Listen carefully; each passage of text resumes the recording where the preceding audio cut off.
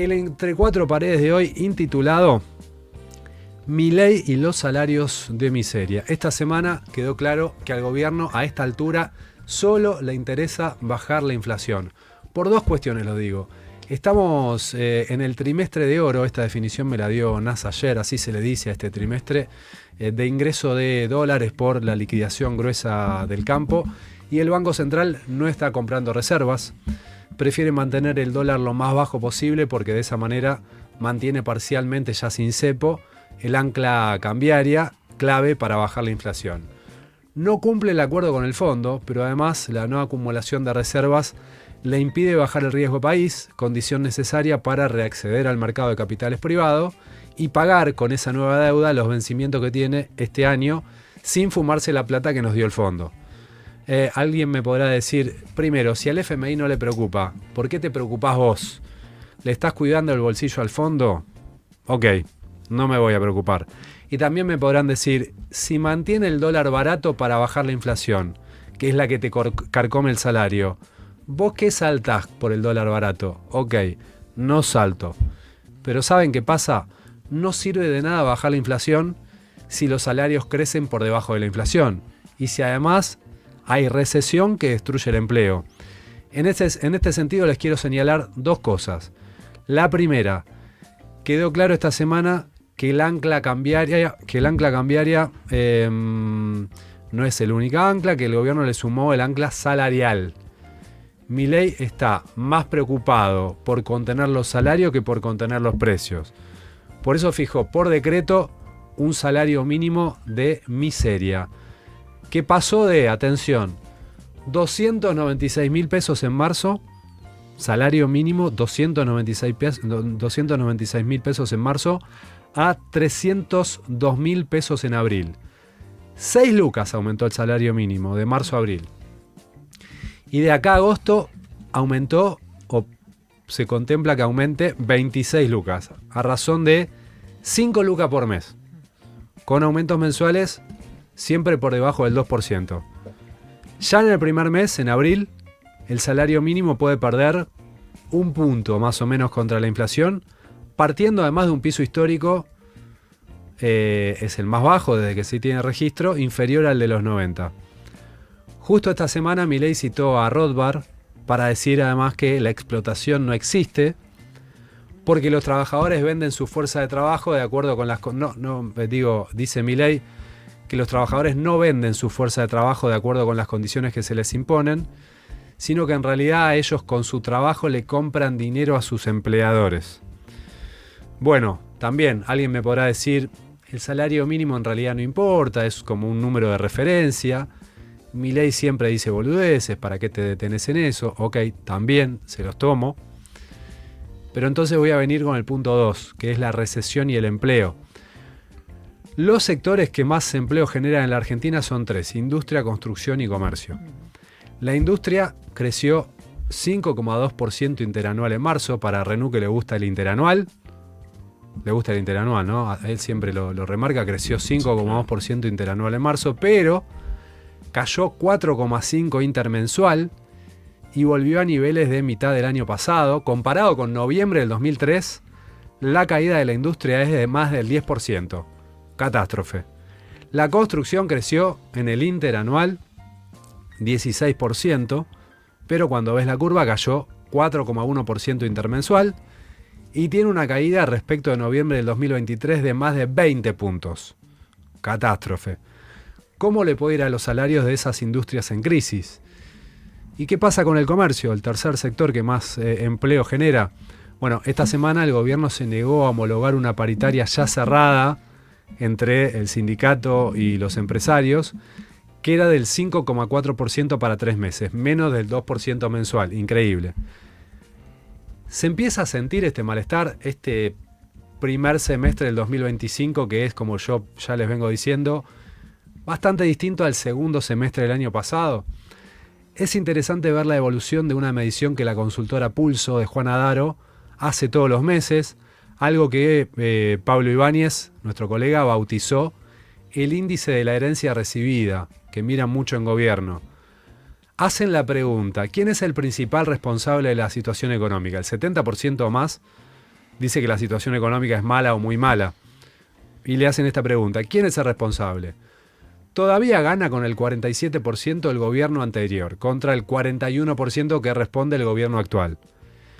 Pero desde enero de este año para acá, viene creciendo la opción el gobierno actual, creció casi 10 puntos, y viene bajando la opción el gobierno anterior, que cayó casi 10 puntos.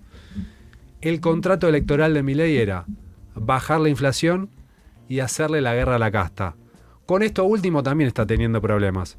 Porque, bueno, esta semana quedó claro una vez más que a Milei le cuesta pararse de manera creíble en ese lugar. En ficha limpia el gobierno quedó en un lugar muy incómodo. Para los que piensan que es un tema muy menor, ficha limpia, muy de ñoño republicano, bueno, yo les digo que que lo importante en todo caso no era la ley, sino la bandera, que es nada más ni nada menos que la bandera del antikirchnerismo. Porque la ley efectivamente era una herramienta para proscribir a Cristina. Entonces, el que puede levantar esa bandera es el más antikirchnerista. El gobierno volteó la ley de manera muy torpe y le dejó esa bandera del antikirchnerismo al PRO, a los Penato en Capital concretamente. No creo que vaya a cambiar la elección, pero no subestimen el sentimiento antikirchnerista de un sector importante del electorado en la ciudad de Buenos Aires y en muchas provincias también. Así se entiende el ataque a los periodistas de Milei. ¿Por qué? Porque el tipo está en dificultades para mostrarse como un outsider que le hace la guerra a la casta. Porque está en permanente acuerdo con sectores de la casta, con Carlos Rovira en este caso, el gobernador de Misiones. Cada vez le cuesta más porque es presidente. Entonces, siendo presidente hace 1 año y medio, te cuesta mostrar que lo que pasa económicamente es culpa del gobierno anterior y te cuesta mostrar que sos un outsider que se pelea con la casta. Digo que en ese contexto se entiende la pelea con los periodistas porque Milei encontró que para buena parte de la población el periodismo es una élite, es una casta, y es por eso que Milei encuentra en esa guerra contra el periodismo una forma de volver a ser el Milei que ganó las elecciones. Lean, Nasa, ¿cómo la ven? Bueno, vamos a empezar por lo último, ¿no? Eso es una afirmación medio rara en el sentido de la consideración social que hay sobre los periodistas. Hay diferentes encuestas. Es muy difícil de medir ese síntoma. A mí me suena más a manotazo de abogado y a que el gobierno encuentra en la prensa el único opositor político que le hace fuerza. Esa es la respuesta. O sea, acá no hay hay un error en pensar que el gobierno tiene una estrategia para todo, cuando en realidad es un gobierno que llegó casi sin estrategia al poder. Uno suele pensar qué cara que fue la foto del cumpleaños de la esposa de Alberto Fernández. Sí. La fiesta de Olivos. Y sí, eso claramente fue lo que llevó a Milei al poder, no fue la inflación. No fue el hecho de la inflación. Bueno, entonces, puede ser partiendo de esa ¿no? Sí, pero el margen fue muy corto. Es decir, acá había un problema de algo que se había roto estructuralmente, y acá conecto con la otra cuestión, que es, finalmente, después de un largo camino, hemos llegado a comprender que la baja de la inflación per se no significa nada más que, ¿cómo decirlo? No altera, pero no resuelve, por ponerlo de una manera sencilla. O sea, la inflación baja no altera, pero tampoco resuelve los problemas. O sea, o al menos lo que pasa es que, claro, este gobierno tiene un problema serio, que es, como no tiene un programa económico micro sostenible, y macro más o menos tampoco, yo vengo diciendo desde hace tiempo que si vos jugás con línea de 6 y 2-5 que van a romper, vos sabés que vas a jugar a defenderte. Sí. Ahora, en algún momento, si vos querés hacer algo más, tenés que salir al ataque. El gobierno sigue jugando con línea de 6 y 3-5 en el medio, y si vos jugás sin delantero, jugás sin delantero. O sea, no muestra capacidades técnicas para ir más allá. Lo pongo sobre hechos concretos. El gobierno no tiene una política productiva, no tiene una política de consumo, no tiene una política de ingresos, no tiene una política cambiaria. O sea, si no tiene todo eso, ¿qué es económicamente el gobierno? Política cambiaria tiene. ¿Pero para qué tiene una política cambiaria? Para mantener el dólar Por eso, entonces, barato. digamos, la política cambiaria que tiene es para cubrir el déficit que tiene sobre la política de ingresos y la política inflacionaria. Porque lo que queda claro en este escenario es que Porque el salario mínimo vital y móvil es escandaloso el nivel que tiene, pero digamos que es muy poca gente la que cobra el salario mínimo vital y móvil en Argentina. Sí, pero para los salarios no registrados es referencia. Sí, pero además si vos lo medís con la canasta individual, o sea, cuánto es, vos ponés en términos individuales la canasta de pobreza e indigencia, o sea, quedás recontra lejos también. Igual hace cuánto no cumple, o sea, el salario mínimo es el piso para que puedas vivir, por eso es vital. Claro. ¿No? Y móvil porque se va moviendo. Bueno, pero lo que digo lucas es, de testimonial. Acá lo que se empieza a ver son los hilos de los problemas. ¿Por qué? Porque vos llegaste en un momento donde la gente dice, la inflación no bajó. O sea, vos vas a la calle y le decís a la gente, che, bajó la inflación. Y la gente dice que no. Entonces, o están todos locos o algo pasa. Ese algo que pasa es que la plata no alcanza. Claro. Entonces, ahí de nuevo vamos al planteo inicial de por qué yo hace un año y medio decía, ojo que la desinflación per se no resuelve los problemas. Porque vos tenés que acompañarla con una política de ingresos. Si no la acompañás con una política de ingresos, que es lo que hace el gobierno, es porque tenés temor a qué puede pasar con la inflación si vos recalentás la economía. O sea, Milei lo que necesita es una economía bajo cero la mayor cantidad de tiempo que pueda. Uno no entiende para qué, porque dice, bueno, para ganar la elección. Y si la gana, ¿después qué hace? O sea, después de nuevo va a seguir retrasando la inflación para no perderla, o el tipo de cambio para no perder la elección. O sea, ¿para qué quiere hacer eso? O sea, no queda claro para qué. Porque vos, en realidad, la política se construye con proyectos hegemónicos. Vos necesitás por lo menos tener 2 mandatos. Yo entiendo la necesidad de supervivencia. Ahora, la pregunta es ¿para qué? O sea, para favorecer a quién quiere hacer eso. Porque si vos me decís, bueno, yo llego hasta las elecciones y después suelto los salarios. Entiendo que para ganar fortaleza política, para aplicar su programa, para ¿Pero llevar cuál es el programa?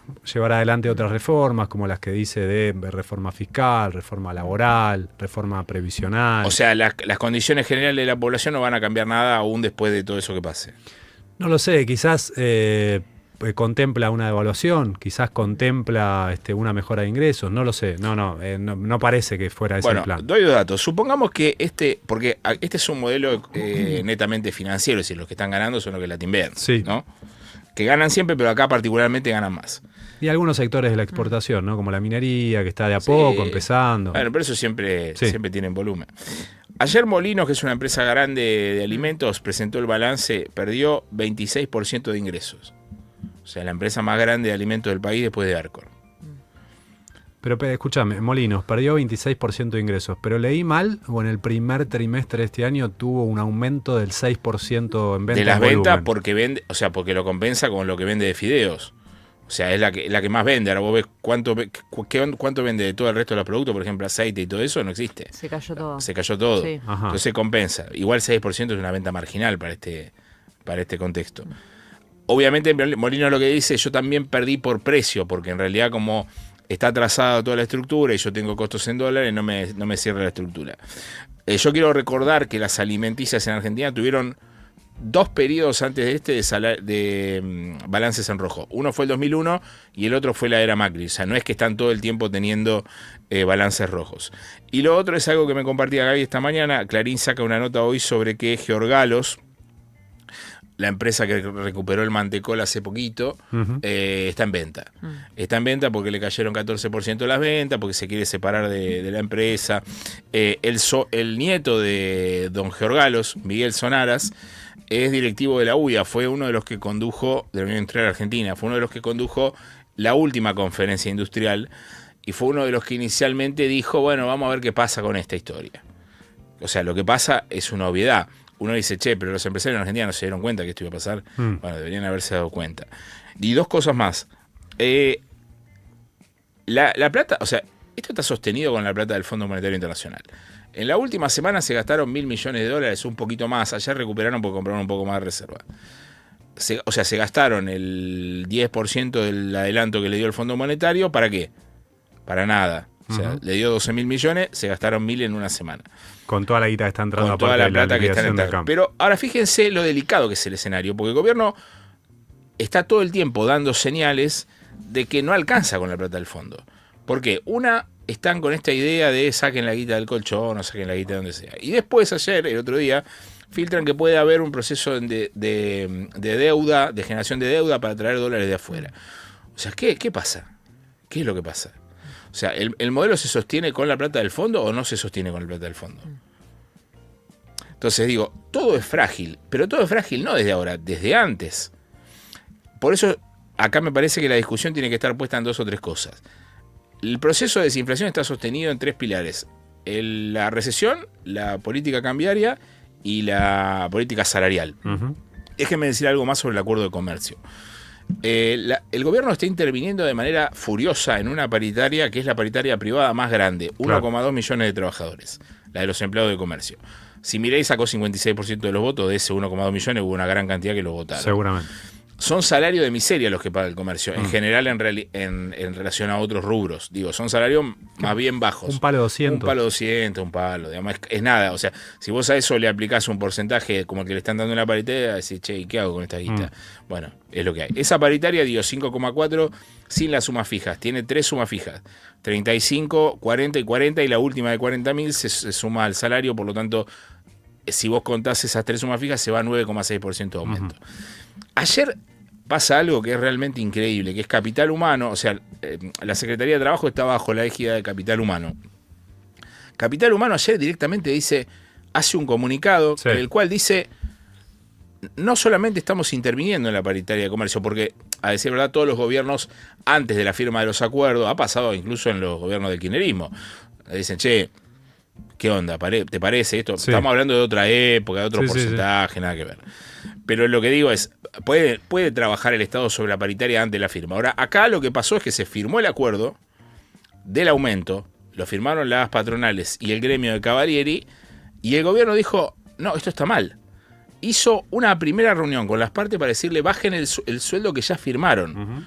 Como le dijeron que no, ahora convocó a otra reunión que ayer Capital Humano lo blanquea en un comunicado para la semana que viene para volver a decirles... Para decirle aumenten que menos. Bajen. Claro, pero ¿cómo van a decir que una paritaria que ya está firmada va a aumentar menos? O sea, es delirante, la posición es delirante. Ahora, claro, en el medio hay una discusión porque los supermercados, el gobierno lo que dice es, los supermercados de ese 1.200.000 trabajadores tienen casi el 80%. Ajá. Y además son los mejores pagadores de impuestos, porque son los que más empleo tienen y más actividad económica generan. Entonces lo que dice el gobierno es, vos, Cámara Argentina de Comercio, que firmaste una paritaria, porque la firma la tiene la Cámara de Comercio. Mira. Vos firmaste una paritaria que no quieren pagar los supermercados, porque los supermercados y los mayoristas que dijeron, yo hasta que el gobierno no homologue no pago. Lógico. Entonces, claro, el problema es que el acuerdo tiene una cláusula en la que dice, si Caputo no quiere homologar, páguenlo como adelanto de futuros aumentos. Pero no importa el detalle. Lo que quiero decir es, el gobierno quiere una pauta salarial de entre 1 y 2% con una inflación del 3-4%. Aún si la inflación fuera de 2. Para que no impacten los precios de los supermercados. Claro, porque ¿qué pasa? Digamos, los supermercados que le dicen, yo doy 9% de aumento. Listo, eso se va todo a precio. Después no me vengas a decir que no aumente. El 60% de los costos totales de los supermercados son salarios. Claro. Es decir, si vos le aumentás 9, va a ir 9 a precios. O más a precios. Pero esto es otro ejemplo, no solo de la intervención del gobierno sobre los salarios, sino de la incapacidad que tiene para manejar el auto a una velocidad mayor a 20 kilómetros por hora. Claro. Porque si vos estás todo el tiempo cagado de que si un tipo gana, porque estamos hablando, suponete que le dan 10% a un salario de un palo, ¿no? El tipo agarra 200 lucas, ponerle un poquito menos de 200 lucas. ¿Y qué hace ese tipo o tipa que agarra 200 lucas? Va al supermercado a comprar. Sí. No es que va y se compra una moto con 200 lucas. Entonces, si el gobierno le tiene miedo a un aumento de salario de 100 lucas porque se va al supermercado, eso muestra la incapacidad técnica que tiene. Entonces, vuelvo de nuevo al análisis cuando dicen, bueno, este plan puede salir. ¿Cómo va a salir con esta gente haciendo esto? O sea, además va un año y medio va, ¿no? Sí. Bueno, pero me parece la pregunta cómo va a salir siempre depende... respecto de a qué nos referimos con qué va a salir, ¿no? O sea, por ahí salir ¿en qué términos significa va a salir? Aprovecho esa intronaza para decirle a la gente que nos escriba, que nos puede escribir al 11 40 66 000. Tenemos ya un mensaje de Cristian Nocent que nos escribe siempre. Ahora lo voy a leer en un ratito, pero me sirve que nos sigan escribiendo, que sigan participando, porque como siempre les decimos, la cuarta pared son ustedes y se cierra el Entre Cuatro Paredes con los comentarios que nos mandan por WhatsApp. Se conectan en YouTube, que mucha gente. Dale. Digo esto, digamos, porque hasta ahora lo que estamos viendo es una Argentina cara en dólares, con salarios bajos, Y una actividad que los empresarios y particularmente la UIA sabe que apunta a intensificar sectores exportadores que no tienen la mano de obra intensiva y aquellos rubros mercado internistas, bueno, el que pueda producir, producirá y el que no desaparecerá producto de lo que se pueda reemplazar, ¿no? A partir de la apertura de importaciones. Eso por ahora es el modelo que estamos viendo de la mano del gobierno nacional a más de un año y esa es la política industrial. La política industrial es justamente tomar estas medidas. Ayer estuve con un empresario que me decía que trabaja justamente en el rubro alimentos y me decía, la verdad es que es difícil, digamos, que haya un correlato directo entre mi suba de costos y el traslado a precios, pues la gente no está comprando un carajo, y lo que vemos que para 2025 esa tendencia se va a mantener, porque justamente no hay plata. ¿Por qué no hay plata? Bueno, porque el salario privado registrado, por lo menos desde mediados del año pasado en adelante, empezó un proceso de tímida recuperación, llegó diciembre y hubo se pronunció la brecha entre la inflación y la paritaria, explicitado además por el gobierno nacional, que es un objetivo que están buscando. Vos recién decías, y bueno, pero ¿de qué me sirve tener dólar barato si a mí la guita no me alcanza? Y bueno, va a servir cuando justamente el movimiento del dólar pueda alinearse a las paritarias, no es algo que esté sucediendo. Es que el gobierno está haciendo lo contrario, está haciendo lo posible para que eso no pase. Total. Por otro lado, respecto al salario mínimo vital y móvil, a ver, yo recién decía, el valor es testimonial, es un chiste, hace tiempo ya que es un chiste igualmente, pero hay que saber que si fuera por el gobierno, en realidad el salario mínimo vital y móvil no debería existir, porque el gobierno lo que plantea es, acá el salario tendría que ser libre, dice.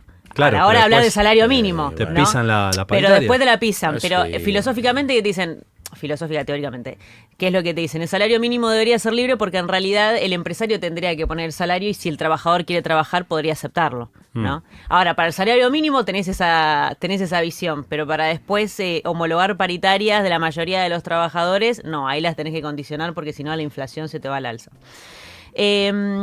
Otro tema. Respecto de la industria, yo el otro día leí un informe de la consultora sistémica que lo que planteaba es el costo argentino en 2024 subió casi un 9% en dólares y a eso hay que sumarle la sobrevaluación cambiaria, algo que, esto del dólar barato quiero decir en castellano, algo que afecta tanto a las pymes pero también efectivamente está afectando a las transnacionales, a las grandes empresas, o sea, no es una cuestión solamente de las chicas. Vuelvo a decir, esto la UIA claramente tiene conocimiento, o sea, para entender después qué medidas va a tomar y cuál va a ser su pronunciamiento. No es algo que me sale de mi cerebro iluminado en absoluto. Y después otro tema importante que tiene que ver con que, digamos, siempre estamos marcando cuáles son las medidas cortoplacistas del gobierno y que, digamos, esta ruptura del contrato que hace, ¿no? El ajuste lo iba a pagar la casta, vamos por la casta, el ajuste lo terminó pagando todo el universo excepto la casta, ya lo sabemos. Pero me parece que hay una cuestión central para entender cuál es el deterioro económico que nos trae hasta hoy, y es que hace por lo menos 10 años venimos acumulando medidas cortoplacistas, ¿no? Digamos, si vos querés arreglar la Argentina, tenés que bajar la inflación, acumular reservas, incrementar los sectores exportadores, mejorar la calidad del trabajo, reducir el déficit. Tenés como un montón de cosas que claramente merecen un programa más de mediano y largo plazo. Evidentemente para todas las gestiones es difícil hacerlo. Ahora, después podés diferenciar cuáles son las prioridades de Unión por la Patria, de cuáles son las prioridades en su momento del PRO, de cuáles son las prioridades de la Libertad Avanza. Está bien, que en muchos casos son prioridades, que son prioridades proclamadas, ¿no? Después en los hechos quizás que esas prioridades no se plasman en nada. Dicho esto, si vamos a hablar del deterioro de la economía argentina, es insoslayable que durante el gobierno de Mauricio Macri se tomaron 188.000 millones de dólares de deuda. Digamos, dice el Instituto de Trabajo y Economía, Fundación Germán Abdala, que es por lejos el mayor endeudamiento de la historia del capitalismo en tan poco tiempo. Eso te dejó de primera mano por fuera de los mercados internacionales, entre otras consecuencias que sufrimos y explican en parte el quilombo que tenemos hasta hoy. Entonces, digamos, el gobierno es cierto que tiene medidas cortoplacistas, pero hay que entender que esto viene de larga data. Dale. No, ayer escuchaba a Pablo Gerchunov en Radio Con Voz. Él decía, ojo con Pablo Gerchunov es un economista del radicalismo que fue funcionario con Alfonsín, creo que algún cargo tuvo. Él decía algo interesante, que es, ojo que la variable económica no es solamente el análisis que se hace sobre los gobiernos. O sea, ha habido otros gobiernos que tuvieron, o sea, él decía, bueno, el menemismo se le criticaba lo económico, pero en realidad se le criticaba más lo otro. O sea, como diciendo, no hagamos el análisis solamente sobre la variable económica, porque este gobierno también es desastroso en las otras fases. El otro día el presidente estuvo 6 horas en un streaming con la luz apagada diciendo barbaridades, con 2 o 3 pibes medio sacados. Hay niveles cuasi psiquiátricos en algunos lugares. Entonces uno se pregunta, bueno, pero eso, vieron que al principio el gobierno era medio, ay no, qué simpático son estos tipos. Ahora ya es medio preocupante. O sea, es gente grande. Yo le agarro a mi hija de 10 años poniéndole apodo al verdulero o diciéndole al carnicero, mirá el apodo de este tipo, y le digo, che, qué pavota que sos. Y el presidente tiene 50 años y le dice Carmeliana 1. O sea, yo insisto, acá se deja pasar cualquier cosa, pero eso no es normal. Que le estén diciendo Mandrilesio a Novarecio, que le dice María Pauta Santillana 1, le dice el otro es un boludo, o sea, eso no es normal. O sea, yo insisto en ponerlo en el eje porque si no, esto va a cualquier lado. Vos me vas a decir, bueno, pero no, o sea, está mal. Vamos a ver cómo le resulta al gobierno este objetivo político que se trazó para estas elecciones de este año, que es ganarle el electorado de derecha al PRO, ¿no? Pero el PRO no anda haciendo esas boludeces que hacen ellos. No, pero por eso, no digo, más allá de eso, en las 7 provincias en las que hubo cierre, la Libertad Avanza y el PRO van en veredas separadas. El caso más notorio es el de la ciudad de Buenos Aires. Salvo en Chaco. No, en Chaco lo que hicieron es decirles, claro, que el PRO no podía estar como parte de la alianza. Y va a la Libertad Avanza segundo la Libertad de Avanza los radicales. Va con los radicales, pero con la condición de que no estuviera el PRO. Vos fijate cuál fue la condición. Bueno. O sea, la Libertad Avanza se fijó como objetivo para esta elección de medio término ganarle la derecha al PRO. Y a partir de ahí va a construir. Así que también tengamos en cuenta cuál es el objetivo del gobierno para después medir si le fue bien o le fue mal. Sí. Estimados, si quieren buscar una respuesta en por qué la mayoría no abandona el apoyo al Ejecutivo, bueno, por primera vez en la historia, un asalariado era técnicamente pobre durante el gobierno de Alberto, Cristina y Massa. Porque la gente volvería a lo mismo. Abrazos desde Bahía Blanca. No, nadie dijo eso. ¿Qué más? No, está bien, lo que dicen es por qué la gente volvería. ¿Pero quién dijo que volvería a algún lado? No, me parece que lo que está diciendo es apoyan al gobierno porque enfrente no hay nada. Eso está diciendo. No sé, ¿quién apoya? ¿Cuántos apoyan al gobierno? Bueno, la gente que sigue apoyando al gobierno. Bien, pero eso no lo sabemos. Va a tener un apoyo importante el gobierno en las elecciones. Esta es mi mirada. Bueno, sí, si no tiene un apoyo importante estamos en problemas, bueno, ¿no? Pero estás diciendo que no va a tener y ahora estás diciendo que va a tener. Apoyo importante? Apoyo importante que va a ser la primera minoría a nivel nacional. Ese es el apoyo importante. Bueno, por eso, pero ahí vos tenés que medir cuánto va a perder de margen en la última elección que ganó. Medilo como vos quieras, es un apoyo importante. Está bien, si pierden la capital, ¿qué pasa? No, si pierden la capital, ahí ya me parece que va a ser una cosa más complicada. Vamos a ver. Buen día, acá Maxi Ledesma, el vigilador de Humboldt y Nicaragua, firme como todos los sábados. Vamos todavía. El gobierno tiene una coalición empresarial que lo sostiene firmemente, aceptan perder ganancias en tanto y en cuando se reduzca al mínimo el costo laboral. Sí. El empobrecimiento social es parte del combo. Pero como el gobierno lo sabe, aumenta AUH a fondo. El problema futuro, como suele suceder, es que tendremos una capa más de pobreza y que mientras tanto nos resignamos a vivir con menos y parece que nadie le encuentra modelo alternativo a todo esto. Abrazo y felicidades por el gran programa que hacen, dice Maxi. Gracias, Maxi. Espera que se me escapan los mensajes. Chiques, hablen del sueldo docente. Nos estamos cagando de hambre. 850 lucas promedio, un docente de secundaria de provincia. Hola, chicos. Leandro dice que el salario de un palo es de miseria y tiene razón. Pero lo peor es que disciplinan esos salarios porque la mayoría sigue ganando incluso menos. Obvio. Es verdad. 188 mil millones de deuda, escuché bien. ¿De dónde sale ese dato? Patricia de Sao. Vos decís lo del fondo y la deuda privada que tomó Macri. Claro. Hola chicos, un placer desayunar con ustedes, sumando algo a lo que decía Lean de estas cosas no son normales. Estuvo 6 horas en un stream. No pasó tanto tiempo por el propio país que preside, no fue a ninguna provincia, no recorre su país, no está en el discurso, no le habla a la gente ni de sus problemas. Hola a los tres, coincido con Lean, estamos ante una degradación de la sociedad argentina y todos los actores públicos alimentan esa degradación, empezando por el Ejecutivo. Hermoso el programa como siempre, a ver si hay alguno más. Hay un par más, los leo y ahí cerramos. Tiene razón Renú, sentido común, tolerar a esta gente calladitos habla muy mal de la población y no hay que volver a lo mismo, sino construir algo mejor. Esa es la trampa de siempre, amenaza con lo viejo. Toda la democracia votando en contra en vez de votar proyectos de país. Apoyan al gobierno por odio al peronismo, aun cuando tienen menor poder adquisitivo. Leo Calamar. El último, hasta ahí llegamos. Cerramos acá el Entre Cuatro Paredes, la columna vertebral de Cómo la Ves. Hacemos una tanda y seguimos, dale.